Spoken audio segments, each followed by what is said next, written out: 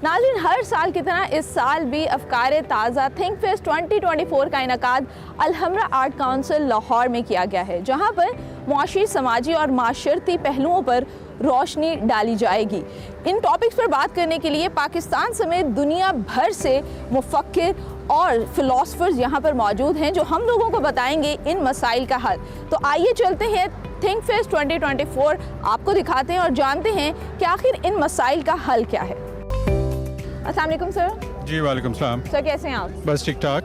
नाज़रीन, इस वक्त हमारे साथ मौजूद हैं उसामा सिद्दीकी और आज इनकी बुक लॉन्च हुई है ग़ुरूब शहर का वक्त। तो सर मैं आपसे ये जानना चाहती हूँ कि अपने बुक के बारे में बताएं थोड़ा, कि बुक किस हवाले से लिखी गई है। जी, एक नावल है जो लाहौर के बारे में है, लेकिन किसी भी शहर के बारे में हो सकता है, और इसमें इस बात को देखा गया है कि शहर किस तरह से मरते हैं। अच्छा। क्या वजह है कि शहर मर जाते हैं, अच्छे खासे ज़िंदा शहर, लेकिन इसमें एक बुनियादी अलमिया है इंसानी ज़िंदगी का और इस चीज़ का कि इंसान किस तरह से अपने माहौल को ख़राब करता है कई लिहाज से। जब वहाँ इंसाफ नहीं मिलता, जहाँ पानी साफ़ नहीं मिलता, जहाँ मसावात नहीं होती, जहाँ इल्म नहीं होता, तो ये एक ऐसा क्राइसिस है जो हमारे बहुत से शहरों का क्राइसिस है, और ये नावल उसी के बारे में। तो सर आपको क्या लगता है कि इन मसाइल से किसी भी शहर को किस तरह से निकाला जा सकता है या बचाया जा सकता है? जब तक लोगों में एहसास पैदा नहीं होता, एहसास ज़ियां पैदा नहीं होता कि हमारे साथ हो क्या रहा है, और वो उसके ऊपर कलेक्टिव एक्शन नहीं लेते, वो प्रेशर नहीं डालते अपने हुक्मरानों पे, तो तब तक कुछ नहीं होगा। हमारे यहाँ अभी तक वो नहीं हुआ। अब हम सब लोग रोज़ सुबह उठ के यहाँ खांसते हैं और हम कंप्लेन करते हैं कि हमारी आंखें जल रही हैं, लेकिन हमने कलेक्टिवली अभी तक कुछ नहीं किया, जिसकी वजह से गवर्नमेंट की प्रायोरिटी नहीं है।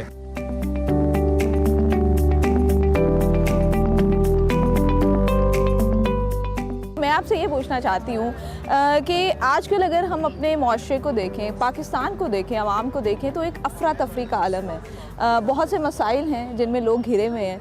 तो आपकी नज़र में ऐसे मौके पर लिटरेचर किस तरह से अवाम में या माशरे में एक ठहराव ला सकते हैं, और लिटरेचर किस तरह का होना चाहिए? हर अहद अपना लिटरेचर अपने साथ लेके तुलू होता है, और हर अहद का लिखने वाला इस चीज़ को समझता है, जैसे कि आपने अभी कहा कि एक अफरा तफरी है या जो भी हालात होते हैं, वो अपने मारूज़ी हालात को जानता है और उनका रिएक्शन या उनका कमेंट ही होता है जो कंटेम्प्रेरी लिटरेचर होता है। तो हमारा कंटेम्प्रेरी लिटरेचर भी जो है, जिसमें शायरी भी एक बहुत अहम चीज़ है और नावल भी बहुत लिखा जा रहा है। उसमें से सारी चीज़ें तो बहुत बेहतरीन नहीं होती, लेकिन बहरहाल कुछ चीज़ें ऐसी हैं जो वाकई इस अहद को बड़ी तफसील से ना सिर्फ बयान कर रही हैं, बल्कि हम असर सवालात के जवाबात भी ढूंढ रही हैं। तो सिर्फ ये है कि बुक रीडिंग की आदत डालिए। अगर बुक रीडिंग की आदत होगी तो लिटरेचर हेल्प कर सकेगा, अदरवाइज़ नहीं।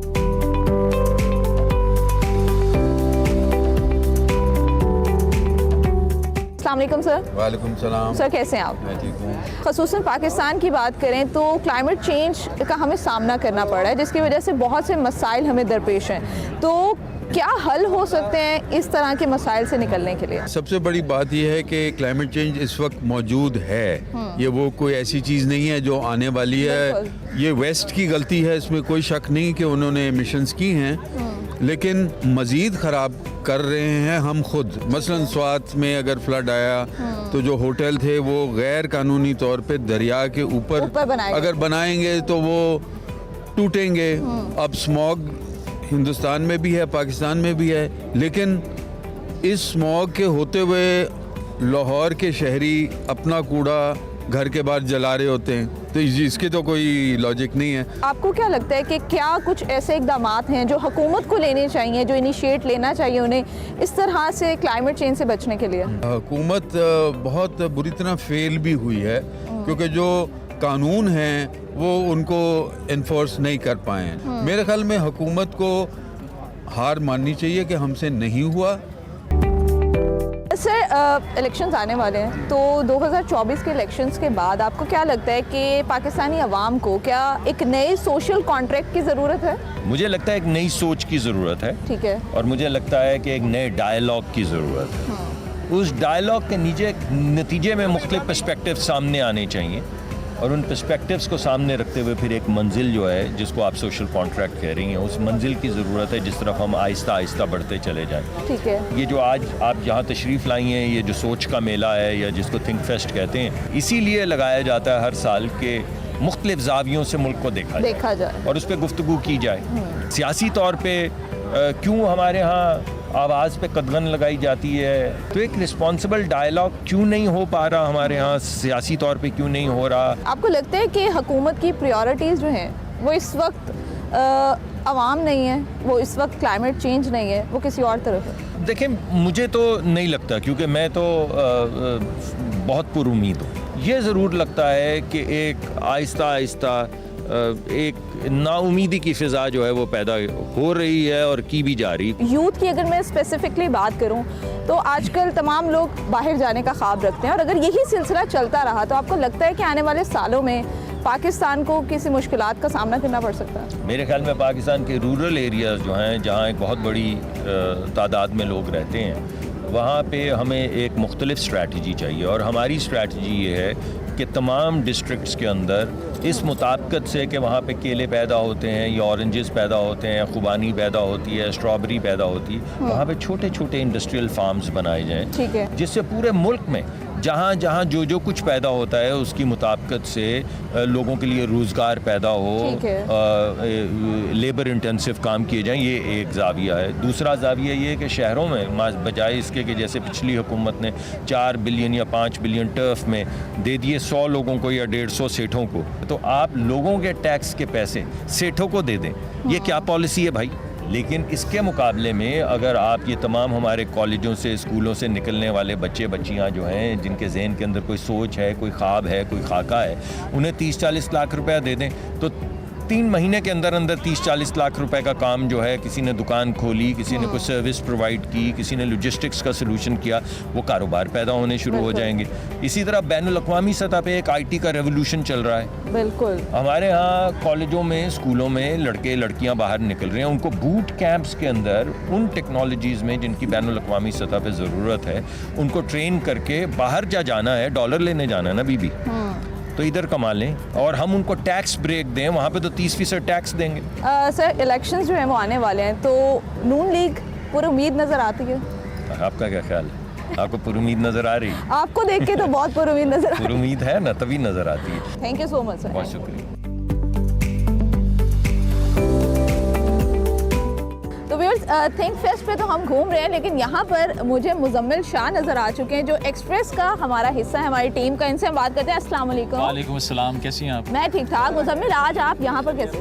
बस मेरा सेशन था अभी थोड़ी देर पहले, ठीक है, इस्लामिक गोल्डन एज के टॉपिक से। तो मुझे ये बताएं कि इस तरह के जो फेस्टिवल्स हैं वो कितने इंपॉर्टेंट हैं मुआशरे में एक बेहतर तब्दीली लाने के लिए? देखिए, बहुत ज़रूरी है। सबसे बड़ी वजह यह है कि यहाँ पे दुनिया भर से राइटर्स और थिंकर्स और इंटेलेक्चुअल्स आते हैं। ठीक है, तो लोकली तो हम यूनिवर्सिटी प्रोफेसर्स को सुन लेते हैं, ये बच्चे जो सब आए हुए हैं, लेकिन यहाँ पे एक्सपोजर जो मिलता है वो कहीं और नहीं है। ठीक है, तो किसी भी मुआशरे को डेवलप करने के लिए critical thought is very important. उसके बगैर पॉसिबल ही नहीं है कि आप आगे बढ़ सकें। तो यहाँ पर बहुत खुल के बात होती है, बेदरेक बात होती है, सेंसरशिप नहीं है। नए पाकिस्तान के लिए एक नई सोच का होना कितना ज़रूरी है? बहुत ज़रूरी है, लेकिन उसमें अगर वो सिर्फ नारे की हद तक हो जिस तरह से पहले रहा है, तो उससे फिर नुकसान भी जो होता है वो आपने देख लिया है। अभी ये सब ये क्या फ़ील करते हैं कि हम पासपोर्ट अपना बनवाएं और बस निकलें यहाँ से, क्योंकि ना नौकरी है, ना अपॉर्चुनिटी है, ना सियासत में हिस्सा है। Thank you so much. Thank you.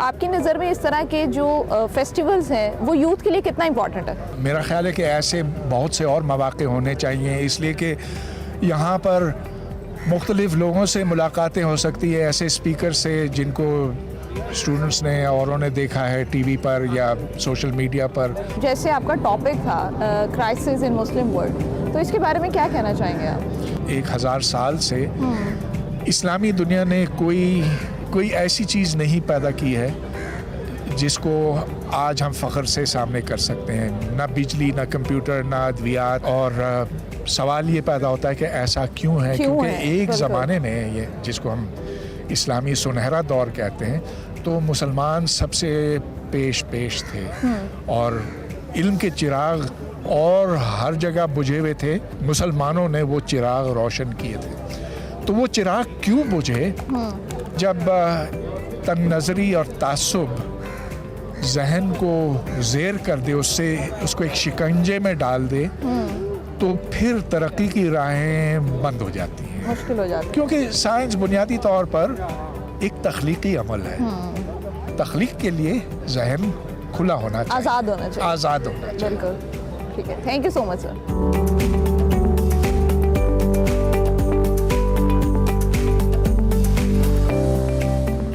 नाज़रीन, यहाँ पर दो लोग मुझे नज़र आए हैं जिन्होंने एक बैनर पकड़ा है, अगर आप देख सकें तो ऊपर लिखा है रावी बचाओ लाहौर बचाओ। तो इनसे हम बात करते हैं कि बेसिकली इनका मकसद क्या है। अस्सलाम वालेकुम। वालेकुम सलाम जी। मुझे ये बताएं, ये जो आपने बैनर पकड़ा हुआ है यहाँ पे, क्या मकसद है इसका? लाहौर रावी दी वजह तो है, हज़ारां साल रावी ने साड़ी सेवा की, सानू पालिया। इस वेले रावी दुनिया का जहरीला तरीन प्रेसो